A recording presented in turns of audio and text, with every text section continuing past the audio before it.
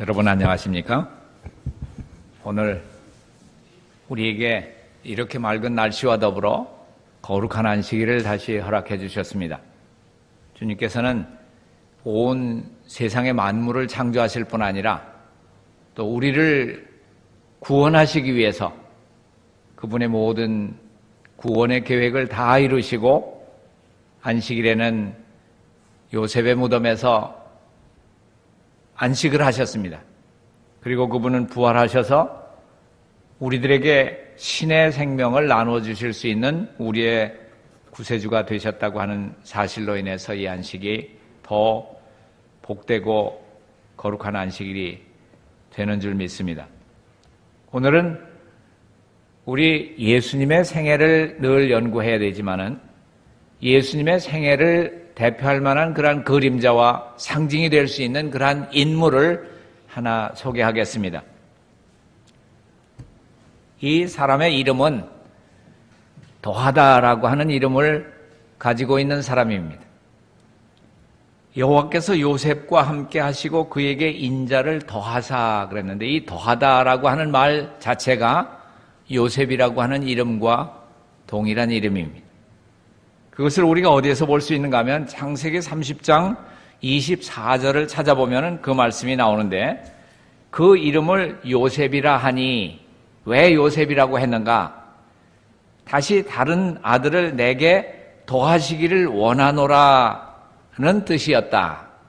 그 뜻은 더하다라고 하는 그러한 이름을 요셉이라고 하는 이름으로 불렀습니다.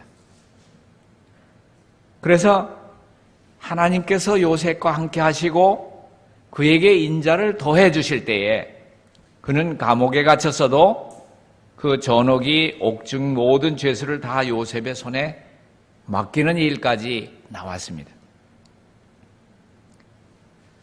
그 옥에 들어가 있는 동안에 여러분은 그 이야기를 잘 압니다. 그 옥에 들어가게 되는 그러한 것도 하나님께서 그를 가장 높은 위치에까지 이스라엘 백성들을 구원하기 위한 구원자로서 그를 훈련시키는 과정 중에 하나였고 요셉은 그 일을 하나님께서 이루어 주신 것이라 생각하고 인내하면서 감옥에서 견뎠던 것입니다. 요셉은 여러분들이 잘 아시다시피 또 그 요셉의 형제들이 이야기한 것과 같이 꿈꾸는 자다라고 하는 그러한 이름을, 그러한 별명을 가지고 있었습니다. 여러분과 저도 이 요셉이 예수님을 상징한다고 하는 것을 알 때 요셉이 가졌던 그러한 꿈을 가진 사람이 되어야 할 것입니다. 우리가 꿈이 없다고 하면은, 비전이 없다고 하면은 우리는 세상을 잘못 사는 것입니다. 우리가 하늘에 대한 영원한 나라와 영원한 그리스도의 의를 꿈꾸지 않는다고 하면은, 우리에게 비전으로 갖지 않는다고 하면은 우리는 세상에서 살다가 아무 희망 없이 흙으로 돌아가는 사람과 동일한 그러한 경험을 가지게 될 것입니다. 각 시대를 통해서 하나님께서는 요셉과 엘리야, 다니엘 그런 사람들처럼 자기들이 하나님의 특별한 백성임을 고백하기를 부끄러워하지 않는 그러한 도덕적인 용사들, 도덕적인 영웅들을 가지고 계셨고 지금도 그런 도덕적인 용사들을 가지고 계십니다. 행동하는 사람들의 노력에는 하나님의 특별한 축복이 따른다고 하는 그러한 하나의 신뢰를 요셉의 생애 가운데서 찾아볼 수가 있습니다. 그리고 자기들에게 맡겨진 의무의 노선에서 벗어나지 않고 거룩한 힘을 가지고 거룩한 능력에 의지해서 여호와의 편에 있는 자가 누구냐라고 물을 수 있는 그러한 개혁자들을 하나님께서는 찾고 계신 것입니다.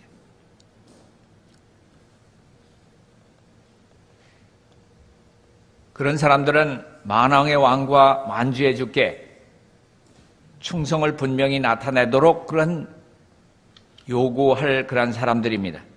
우리들의 뜻이나 계획을 하나님의 율법에 굴복시킨 사람들입니다.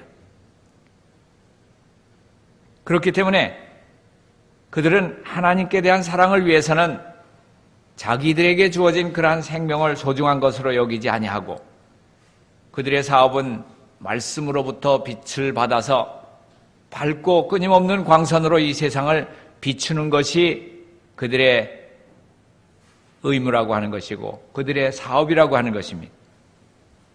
광선으로 이 세상을 비추는 것이 하나님께 충성하는 그러한 방법이고 그것이 바로 요셉이 살았던 생애 가운데서 드러난 사실입니다.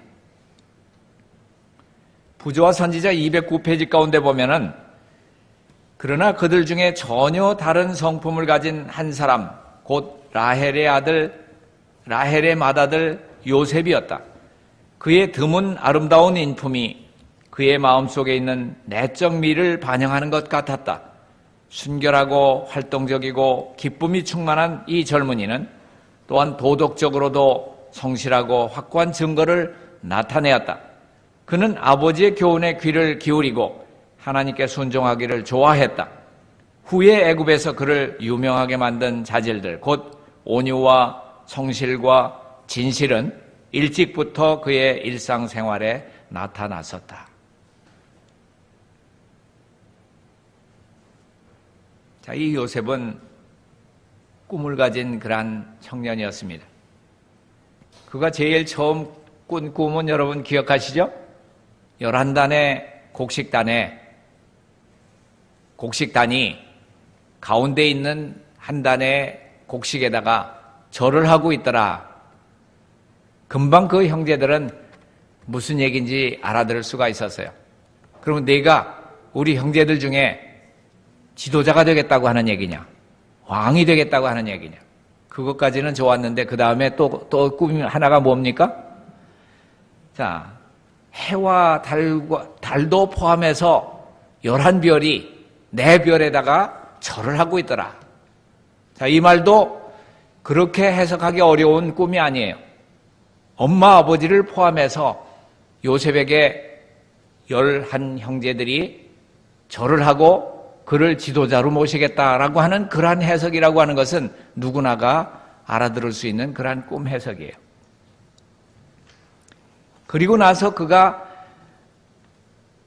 꿈꾸는 자라고 하는 그러한 별명을 갖게 되고 결국은 형제들의 미움을 받아서 죽음의 구덩이에 빠졌다가 그것도 유다가 또 건져서 돈으로 바꾸자, 은 20냥으로 바꿔보자 하고 그 형제 중 하나가 그런 제안을 했고 그래서 은 20에 팔려서 애굽의 노예로 가게 됩니다. 그때 요셉은 누구를 기억합니까? 아버지의 하나님이 나를 도우실 거다. 그래서 그는 기도하기를 아버지의 하나님이 나의 하나님이 되셔서 내가 어디를 가든지 주님께서 내게 은혜를 더해 주시기를 기도했습니다. 그에게 하나님의 인자와 은혜가 더해졌습니다. 이 은혜가 더한다고 하는 그 말이 오늘날 표현으로는 늦은 비라고 하는 말과 같은 말입니다. 이 늦은 비라고 하는 말은 더해지는 은혜라고 하는 그러한 의미가 있습니다. 더해지는 은혜. 우리가 작은 빚들을 주워 모으고 인정하고 적용하는 사람들에게는 더 큰 빚이 더해지게 돼 있다고 하는 것을 말하고 있습니다. 더해지는 은혜라고 하는 것은 곡식이 자랄 뿐 아니라 이삭을 내고 이삭의 충실한 열매가 될 수 있도록 하나님의 은혜가 더해지는 것을 늦은 비의 역사라고 말을 하고 있는 것입니다. 내 편에서 모든 것들을 다 이루어 놓은 다음에 다 익은 곡식 위에다가 그저 소나기를 부어가지고 인정하는 것이 늦은 비가 아닙니다. 어떤 농부가 곡식이 다 되고 여물어가지고 고개를 숙였는데 소나기를 기다리는 농부가 어디 있겠습니까? 아무도 그런 비를 기다리지 않아요. 언제 그 봄비가 필요한가, 늦은 비가 필요한가? 그것은 바로 겨울 동안에 얼어붙고 얼음이 쌓이고 눈이 쌓이고 땅은 도저히 자랄 수 없는 환경 가운데 있을 때 농부들은 무슨 비를 기다리는가 하면 봄비를 기다립니다. 이 봄비를 영문에서는 늦은 비라고 표현하고 있습니다. 종교 암흑시대 동안에 아무도 성경을 읽을 수도 없고 참 잘할 수도 없는, 신앙이 잘할 수 없는 환경 가운데서 1000년이 넘는 그러한 긴 박해 속에서 겨울을 지나게 된 그러한 그리스도인들이 비가 필요한 때에 하나님께서는 적당하게 비를 내려주시는데 그것을 가리켜서 봄비라고 말을 하고 있는 것입니다. 종교개혁이 일어나고 그들은 성경을 읽을 수 있는 자유가 생기고 봄비가 내리게 될 때에 그 봄비는 얼어붙었던 땅을 녹이고 두 잎사귀 세 잎사귀 자라고 있던 그 밀과 보리를 다시 소생시켜서 이삭을 내게 하고 이삭에 충실한 곡식을 여물리는 그러한 일을 봄비가 하게 돼 있는 것입니다. 이것을 가리켜서 늦은 비의 역사라고 말하고 있는 것입니다. 어떤 사람들이 말하는 것처럼 우리가 점과 흠이 없는 그러한 지경까지 우리의 노력으로 이루고 거기에다가 소나기를 내린다라고 하는 그런 의미로서의 늦은 비는 아닙니다. 그리고 이 비는 항상 우리에게 예수님이 그렇게 하셨듯이 항상 성령의 침례를 날마다 받으셨다고 하는 것과 마찬가지로 성령의 은혜는 날마다 더해져야 한다고 하는 그런 의미를 가지고 있습니다. 그 감옥에 들어갔던 이 요셉은 다시 꿈과 만나게 됩니다. 어떤 꿈을 만나게 됩니까? 이 꿈 이야기가 상당히 재미가 있는데 성경이 재미있으라고 기록한 것이 아니에요. 창세기 40장 가운데 보면은 두 관원의 임금을 모시던 두 관원의 꿈을 그려놨는데 언뜻 봐서는 아주 흡사한 그러한 내용인 것 같아요. 그러나 이것은 완전히 정반대의 그러한 상태를 그려진 그러한 꿈이었습니다. 자, 술 맡은 관원장이라고 하는 사람이 어떻게 됐는지는 모르지만 임금의 미움을 사서 아마 제가 생각하기는 그래요. 임금한테다 술을 드리는데 술 위에 머리카락이 떴든지 아니면 무슨 충이 빠졌든지 이렇다고 하면 임금이 뭐라 그럴까요? 저놈을 당장 어떻게 해요? 하옥시켜라. 그렇게 될 거예요. 자기도 생각지 않았던 그러한 일이 이 술 맡은 관원장에게 일어났어요. 그래서 감옥에 들어왔고 또 하나는 떡 맡은 자의 관원이 같이 들어왔어요. 어떻게 생각하면 그래요. 떡이 맛있다고 임금이 먹는데 돌이 와지작 씹히면 어떻게 할까요? 임금이 저거 당장 저 최고 머리 딴 사람이 갖다 바쳐서도 누구를 잡아놓습니까? 제일 꼭대기 사람을 잡아놓게 돼 있어요. 그래서 최고 관원장 중에서 높은 사람 둘이 감옥에 갇혔는데 그 감옥이 바로 요셉이 갇혔던 그 감옥이었어요.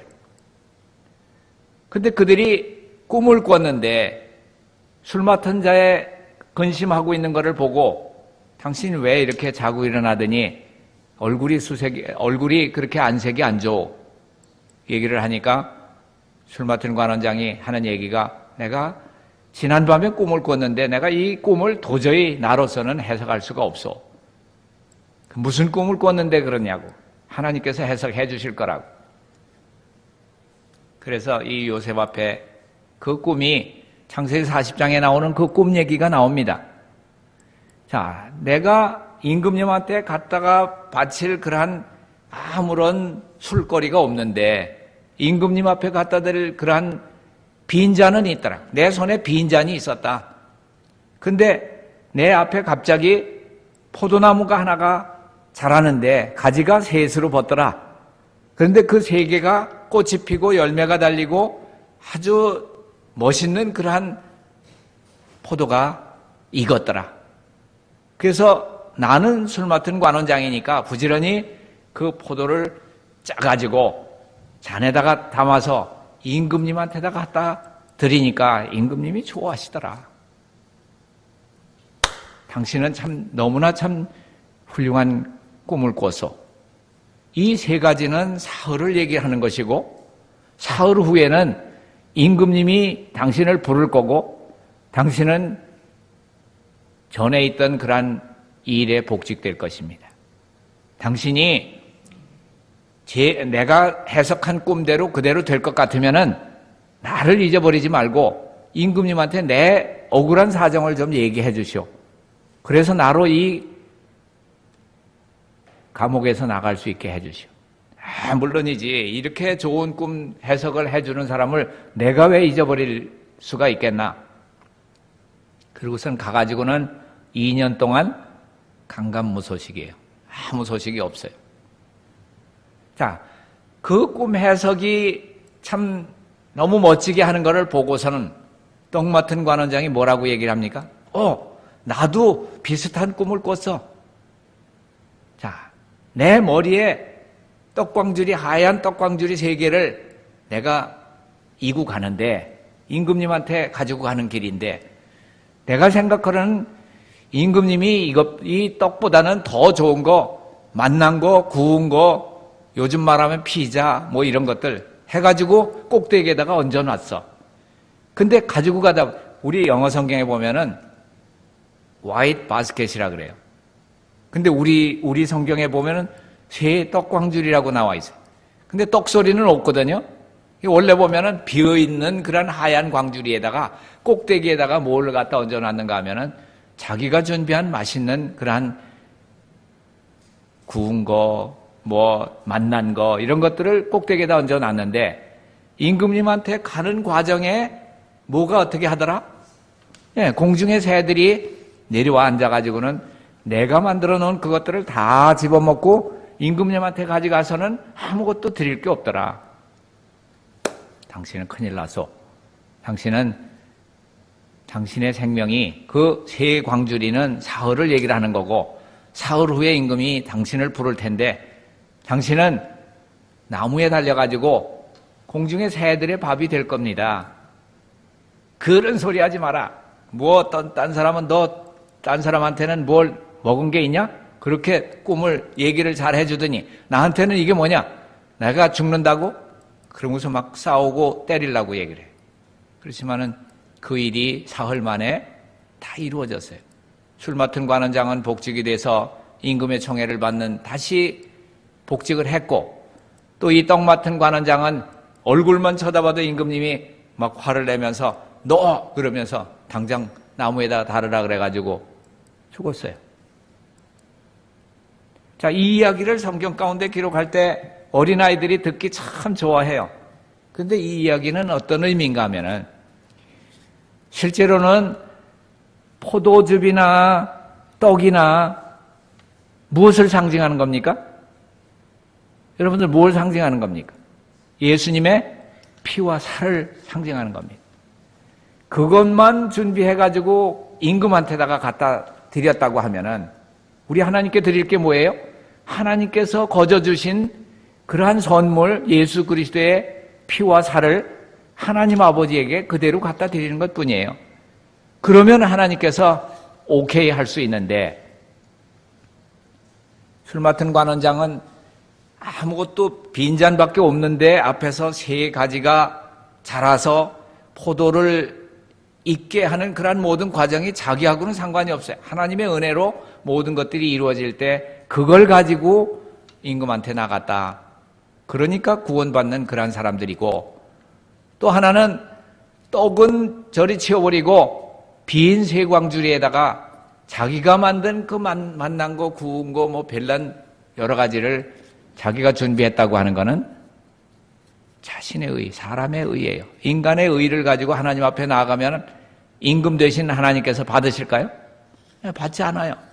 우리는 그저 주님의 살과 피 이것만 의지하고 하나님 앞에 나아갈 때 주님께서 우리를 받아주신다고 하는 그러한 귀한 얘기가 그저 재미있는 이야기로 끝쳐버려서는 안 돼요.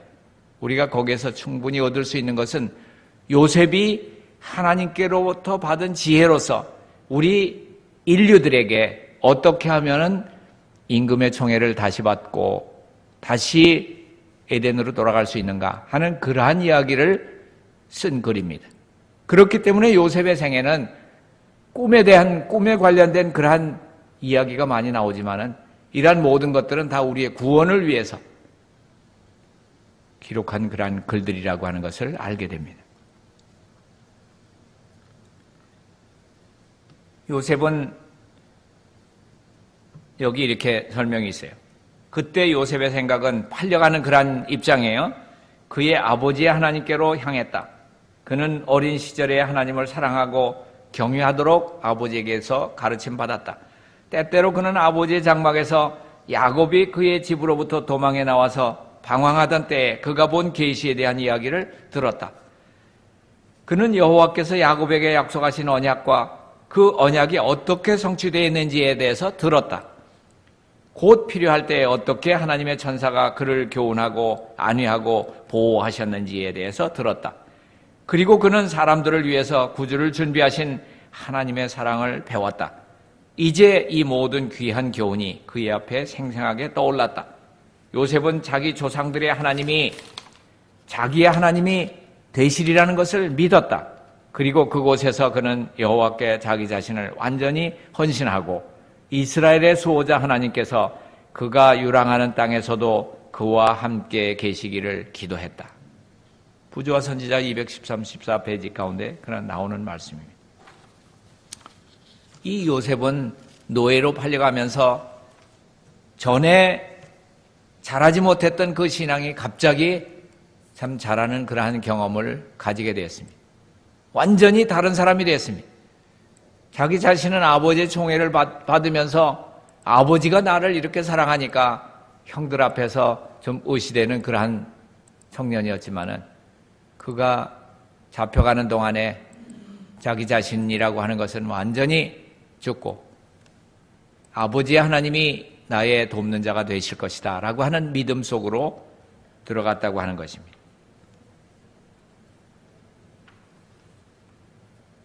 제가 이야기 하나를 좀 드릴까요?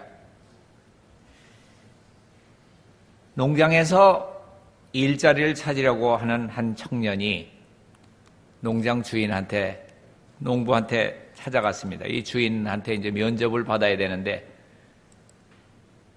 많은 일자리 찾는 사람들이 없었기 때문에 이 주인은 한 사람을 놓고 면접을 하는 겁니다. 이 사람을 받아야 할까 안 받아야 할까 하는 그런 생각 속에서 할 수 있는 일이 무엇이요, 청년? 네가 할 수 있는 일이 뭐냐? 이렇게 물어요. 그러니까 이 청년이 있다가 네, 저는 폭풍이 부는 날이라도 잠을 잘 수 있습니다. 여러분 같으면 뭐라고 하시겠습니까? 폭풍이 부는 날이라도 잠잘 수 있는 사람입니다. 그렇게 얘기해요. 다시 물어봤어요. 뭐라고? 그랬더니 대답이 똑같아요. 폭풍이 부는 날 밤이라도 나는 잘 수 있는 사람입니다. 선택의 여지가 없어서 이 주인은 그 청년을 고용하기로 했어요. 농부는 그 청년이 얼마나 정직한 사람인지, 얼마나 열심히 일하는 일꾼인 것을 그 다음 날부터 일하는 것을 봤어요. 자기가 이해할 수 없는 그 대답에 대해서는 까맣게 잃어버렸어요. 폭풍이 부는 밤에도 잠을 잘 수 있다 하는 그 대답은 그게 무슨 얘기인가 하고서는 이해할 수는 없었지만은 그 생각은 까맣게 잃어버리고 어느 날 밤중에 갑자기 밖에서 이상한 그냥 바람 소리가 들리기 시작하고 막 우르릉 콩콩 하면서 비가 쏟아지기 시작할 때 부인을 깨우면서 여보 오늘 저녁에 이렇게 폭풍이 갑자기 미리 닥쳤으니까 이거 어떡하지? 그래가지고 놀라서 깨가지고는 그 청년이 자고 있는 그 사랑채로 뛰어갔어요. 그래서 자고 있는 방으로 가가지고 막 두드리면서 깨웠어요. 여보게 지금 어떤 때인데 나와보지도 않나. 그 청년은 처음에 얘기했던 대로 폭풍이 부는 밤에도 잠을 자고 있었어요. 아무리 깨워도 일어나지 않는 것을 안 이 농부는 어떤 생각을 했는가 하면 내가 이 청년을 고용한 거는 농장에 급한 일이 있을 때 내가 부르면 즉시로 일어나가지고 내가 가장 필요를 할 때 그걸 처리해 줄 수 있는 일꾼으로 내가 고용을 했는데 일어나질 않아? 그래가지고 화가 나가지고 자기가 어쩔 수 없이 부지런히 뛰어가가지고 트랙터 그거를, 옛날엔 그래요. 트랙터 같은 거 이렇게 잘 덮어두지 않으면 비가 들어가면은 걸리지도 않아. 시동도 안 걸려. 가서 트랙터 덮으려고 가보니까 이미 착 덮여 있었어요. 그리고 이제 밖에 말이나 소나 이런 것들이 아직 외양간으로 안 들어갔을 거다 생각을 하고 부지런히 동물들이 있는데 쫓아가 봤어요. 이미 다 그 동물들은 소, 양 이런 것들은 다 외양간에서 편안하게 다 자고 있었어요. 이 농부는 이 청년이 왜 폭풍이 부는 날 잘 수 있다고 얘기를 했는가 하는 것을 그때 알았어요. 모든 것을 이미 다 완전히 해놓고 평화롭게 자고 있는 그것을 발견하고 이미 다 해놨기 때문에 그때서야 그 농부는 나는 폭풍이 부는 동안 잘 수 있습니다 대답한 말을 기억하고 이해할 수가 있었습니다. 요셉은 이런 부류의 사람이었습니다. 요셉은 누가 보나 안 보나 자기의 의무, 책임은 다 완수하는 그런 사람이었어요. 그가 얼마나 참 성실한 사람인지 이런 행실을 본 그 주인 보디발은 어떻게 해요? 노예로서가 아닌 자기 아들로서 인정하고 가정의 총무로 삼을 수 있었던 그런 청년이었습니다. 하나님 앞에서 행하는 것처럼 모든 것을 다 자기가 알아서 하는 그러한 성실한 청년이었습니다.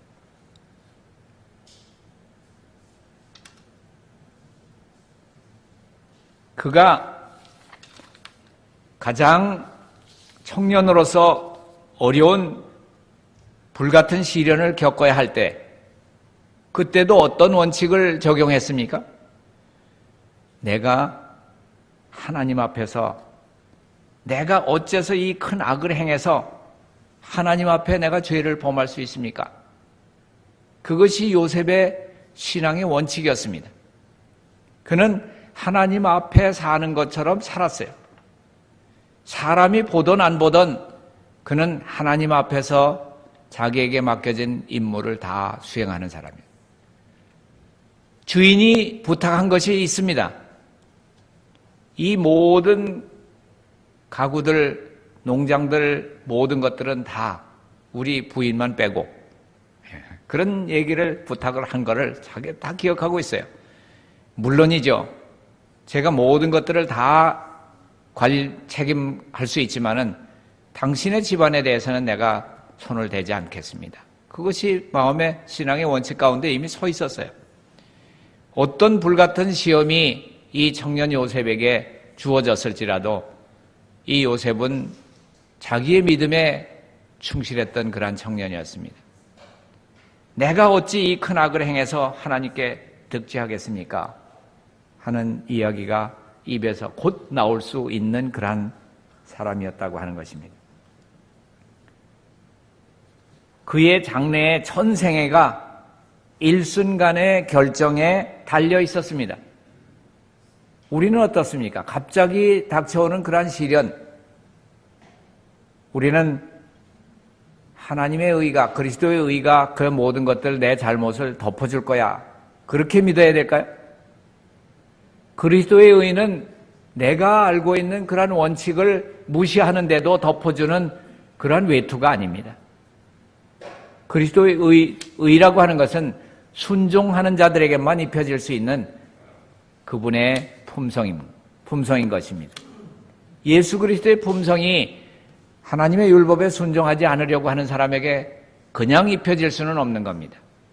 그러나 많은 종교들은 오늘날 하나님의 율법은 폐해진 바 되었고 그리스도의 의가 오직 우리의 모든 죄를 과거의 것, 현재 것, 미래 것 모든 것을 다 용서해 놨으니까 우리는 율법을 지킬 그러한 의무에서 벗어났다. 이렇게 가리키는 세상이 되었어요. 그러나 이것은 완전히 사단의 궤변이에요. 이러한 것을 우리가 바로 시정해주고 잡아줘야 될 그리스도의 의의 올바른 기별을 우리가 가지고 있습니다. 그런데도 불구하고 우리가 세상 사람들이 생각하는 그러한 세상 종교가 얘기하는 그러한 것들을 받아들인다고 하면 사단의 궤변 속에서 기만 속에 빠져들게 되는 일입니다. 마치 요셉의 생애 가운데서 요셉이 가장 작게 보이는 일이라도 작은 일들의 중요성을 그는 잘 알고 있었다고 하는 것, 그것이 바로 우리가 요셉의 생애 가운데서 본받아야 될 것 중에서 한 가지입니다. 생애는 주로 위대한 희생과 놀라운 업적으로 이루어지는 것이 아니고 작은 것들로 이루어지는 것이 우리의 삶입니다. 우리의 생애에 주목할 만한 가치조차 없다고 보이는 것, 작은 것들로 말미암아서 큰 선이나 악이 초래되는 수가 너무나 허다한 것입니다. 습관이 꼴지어지면 뭐가 됩니까? 습관이 꼴지어지면은 품성이 되고, 이 품성이 되는 것입니다.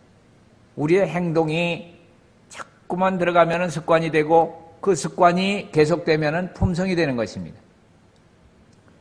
품성이 잘못 형성되는 것은 작은 것들을 통해서 우리에게 오는 시험들을 견디지 못하기 때문에 그것이 습관이 되고 그것이 품성이 되는 것입니다. 그래서 더욱 큰 시험이 올 때 그들은 준비되지 못한 것을 늦게서야 깨닫게 되는 것입니다. 오직 우리는 일상생활의 시험 중에서 원칙대로 행동함으로써만 가장 위험하고 가장 어려운 환경 속에서도 확고하게 성실하게 설 수 있는 능력을 얻을 수 있다고 우리 치료봉사 490페이지 가운데 기록하고 있습니다. 그리고 요셉은 인내하는 그러한 청년이었습니다.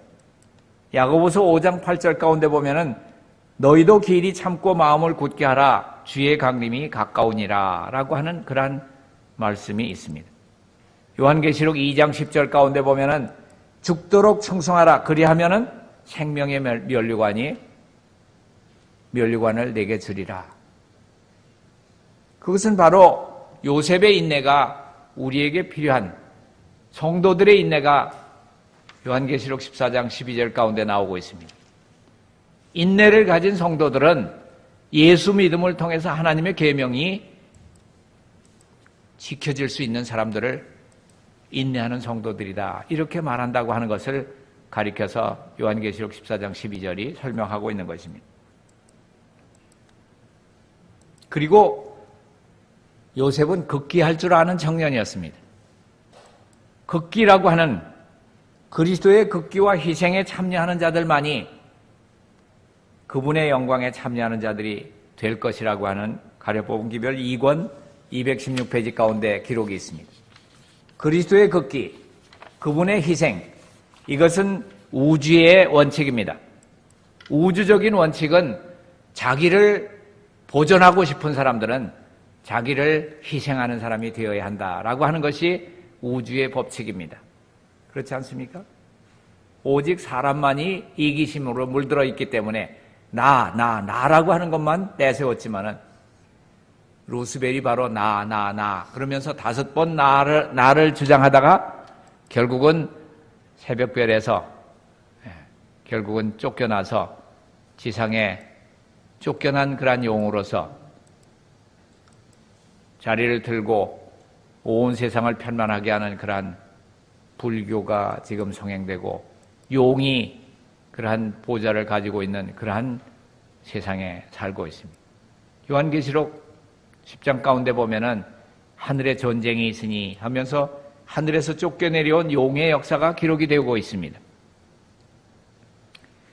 요셉은 예수님의 사랑을 그대로 나타냈던 그러한 청년이었습니다.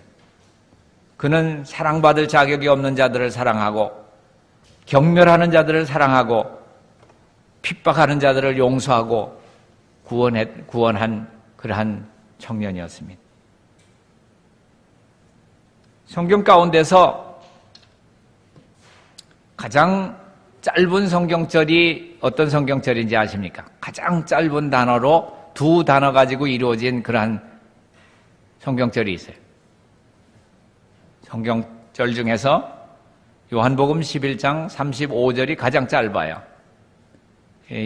원문에 보면은, 영어로 보면은 Jesus wept 그랬어요. Jesus wept. 예수께서 우시다. 우리말에는 조금 길게 설명이 되어 있지만은 예수께서 우시다라고 하는 말은 가장 짧은 두 단어로서 한 절이 구성되어 있는 그러한 말씀입니다. 그런데 요셉은, 제가 왜 이 성경절을 얘기를 하는가 하면은 요셉이 울었다라고 하는 그러한 성경절이 창세기 50장 17절 가운데 조셉 wept 하는 그 말이 나와요. 요셉이 울었더라. 요셉이 왜 운 줄 아십니까? 언제 요셉이 울었습니까? 물론 여러 번 울었지만은 창세기 50장 가운데 나오는 울은 거는 아버지가 돌아가셨는데 형제들이 덜컥 가슴이 내려앉았어요. 이제 아버지가 죽었으니까 이제는 우리한테 복수할 날이 왔구나. 요셉이 이제 우리를 아버지 안 보는 데서는 이제 죽일 수도 있겠구나. 그래서 요셉의 형들이 다 뭐라고 입을 맞췄는가 하면은 아버지가 돌아가실 때 요셉 보고 가가지고 이 형제들을 다 용서하라고 그러면서 죽었다고 얘기하자. 그러면은 요셉이 자기들한테다가 죽이는 그러한 일을 실천에 옮기지 않을 거 아니냐. 그런 얘기를 하면서 아버지가 살아계시는 동안에 당신에게 얘기한다고 하는 것을 우리가 들었는데 당신은 아마 못 들으셨을 겁니다. 형제들을 다 용서하라고 그렇게 유언을 남기고 가셨습니다. 이렇게 입을 맞춰서 얘기할 때 요셉은 그만 울음이 터졌어요. 왜 울었을까요? 왜 울었을까요? 요셉은 이미 형제들을 용서한 지가 오래됐어요. 이미 형제들을 만날 때 나는 당신들을 용서한 지가 오래됩니다. 하나님께서 당신들을 이곳에 올 수 있도록 하신 것이 바로 하나님의 섭리이기 때문에 나는 하나님의 모든 은혜로 하나님의 섭리로 생각했기 때문에 당신들이 오히려 고맙소. 당신들이 나를 팔지 않았다고 하면은 내가 이 나라에 와서 총리 대신이 될 수 있었겠소. 이것은 바로 하나님의 은혜이기 때문에 나는 다 잃어버리고 다 용서한 지 오래돼요. 예수님께서 여러분의 죄들을 용서하셨습니까? 어떻게 하셨습니까? 이 말씀 가운데 보면은 이사야 43장 25절이나 44장 22절에 있는 말씀을 보면은 나는 나 자신을 위해서 너희 죄를 도말하는 자니 라고 하는 말씀이 나오고 44장 22절에는 내가 너희 죄를 다 도말해 놓았으니 내게로 오라 라고 하는 그런 말씀을 이사야 선지자를 통해서 우리의 죄들을 용서하셨다고 하는 것을 확증하고 있습니다. 예수님께서는 기억하지 아니하시겠다라고 하는 그러한 약속을 우리에게 하셨습니다. 십자가에 돌아가실 때 여러분의 죄나 제 죄가 용서받았습니까? 네, 받았습니다. 근데 자꾸만 우리가 죄진 것들이 기억나고 이런 죄를 기억이 난다고 하면은 죄의 도말을 받은 것이 아닌데 이 도말이라고 하는 것을 하나님 편에서 기억하지 아니하시겠다고 하는 거로 생각하지 아니하고 내 머릿속에서 이런 것들이 괴롭히지 않는 것이 죄의 도말이라고 이렇게 신학자들은 설명을 하고 있는 것입니다.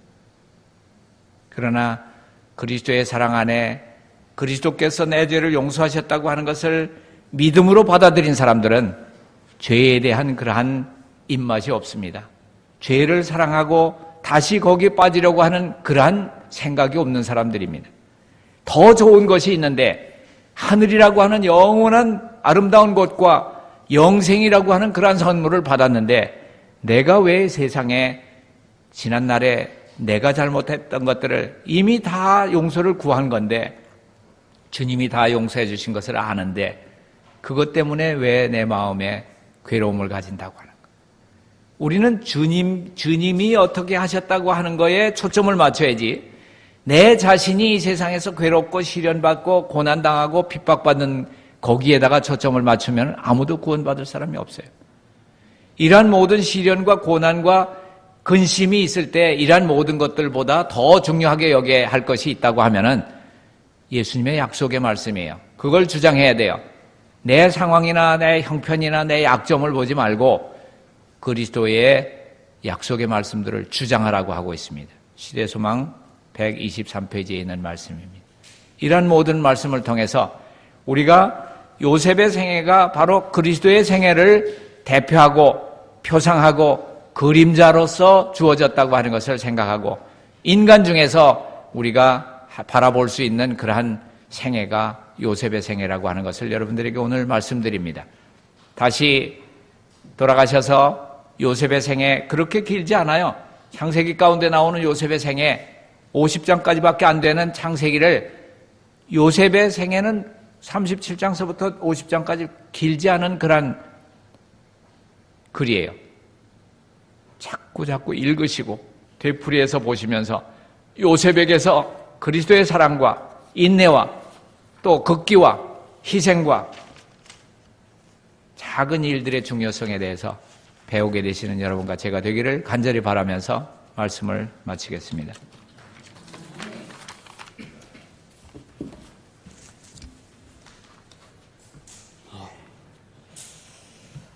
말씀을 기억하시는 가운데 다 함께 일어나셔서 399장 찬미를 부르고 목사님 기도로 마치도록 하겠습니다. 399장입니다.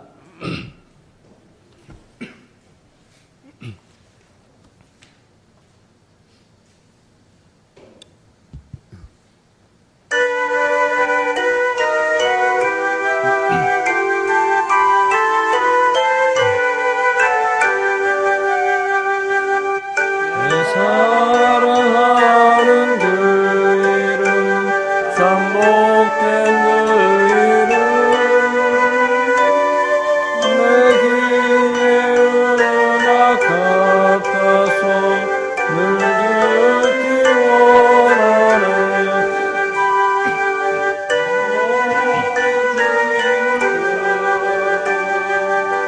내 구세주 예수 주를 사랑하니 나 주님 사랑해 나 자유 주기 위하여 주 돌아가셨고 무죄인 구원하시려 주 보혈을 흘렸네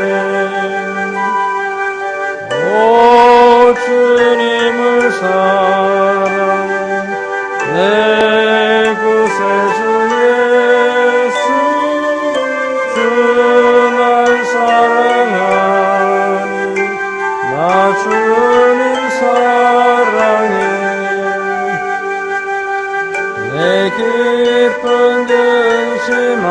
근심하시는 삼사랑 내 구주 내 슬픔 참여하시니 피할 데 없도다 오 주님을 사랑해 내 구세주 예수 주 날 사랑하니 나 주님 사랑해